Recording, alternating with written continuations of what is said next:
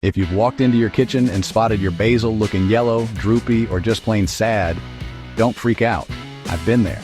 Overwatering is the #1 mistake new plant parents make, especially in apartments where airflow isn't always the best. But you can rescue your herbs. No green thumb required. Here's how I bring my overwatered herbs back from the brink, step by step. First, check the soil the right way. Forget about watering schedules. Herbs don't care about your calendar. Grab a toothpick and push it about 2 inches deep into the soil. If it comes out dark and sticky, hold off on watering. But if it's clean, then your plant's thirsty. This one little trick saved me from drowning my basil, trust me. Next up, the lift test. Pick up your pot. If it feels heavy but your plant is wilting, that's a classic sign the roots are suffocating from too much water. Light pot? Probably time to water. It's that simple. Now, get brave and slip your herb out of the pot.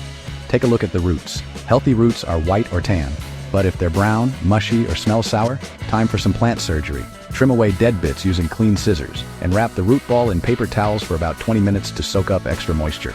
After that, repot your plant in fast-draining soil. I like a mix of 2 parts rosy soil with biochar, 1 part perlite, and 1 part coarse sand. That gives the roots room to breathe and bounce back. Here's a little secret. Trim about 20 to 30% of the top growth. If the roots are struggling, the plant can't support all those leaves. Pruning helps it recover faster. Next, move your herbs somewhere bright, but not in direct sun. Think balcony, windowsill, or under a grow light. Gentle light and airflow make all the difference. Finally, follow a foolproof watering schedule for basil, every 3 to 5 days indoors and every day or 2 outside during summer. But always check the soil first, and bottom water if you can. Keeps the stems dry and rot-free. Want the perfect potting mix for any plant? Try my potting mix finder tool, links in the description. For more beginner container gardening tips, check out my full blog at containergardeningbook.com/blog.